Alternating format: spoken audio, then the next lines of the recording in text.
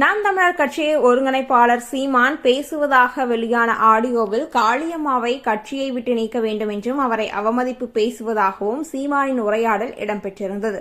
இது போலி என்று கூறப்பட்டாலும் ஆகஸ்ட் 4ஆம் தேதி நடந்த பொதுக்கூட்ட மேடை ஒன்றில் போட்டுரைத்தார் சீமான்.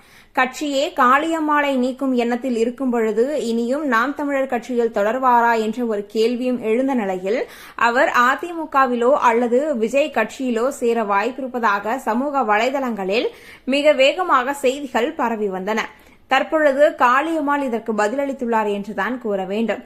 அனைத்தும் நடந்தது உண்மைதான். அந்த நிலையில் நான் அமைதியாக இருந்தேன். பல கூட்டங்களிலும் நான் கலந்து கொள்ளவில்லை. ஆனால் எப்பொழுதும் நாம் தமிழர் கட்சியிலேயேதான் இருப்பேன் என்று அவர் கூறியுள்ளார்.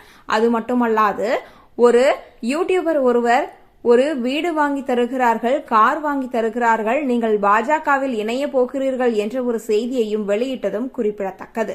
அது மட்டுமல்லாது 5 ஆண்டுகளாக தாம் நாம் தமிழர் கட்சியில் இருப்பதாகவும் இனியும் நான் கட்சி மாறுவதற்கு வாய்ப்பே இல்லை என்றும் கூறியுள்ளார். இன விடுதலையை நோக்கமாக கொண்டு நாம் தமிழர் கட்சியிலேயே தொடர்ந்து பயணிக்கிறேன்.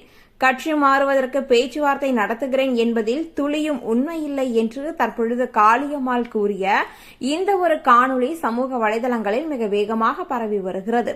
காளியம்மாள் வேறு ஒரு கட்சிக்கு சென்றால் எப்படியாவது அவரை நாம் இணைத்துக் கொள்வோம் என பல கட்சியினரும் போட்டி போட்டு வரும் இந்த ஒரு சமயத்தில் நாம் தமிழர் கட்சியிலிருந்து நான் மாறவே மாட்டேன் என்ற ஒரு முடிவை காளியம்மாள் எடுத்ததற்கு நாம் தமிழர் கட்சி தொண்டர்கள் பலரும் பலவித கருத்துக்களை தெரிவித்து வருகின்றனர்.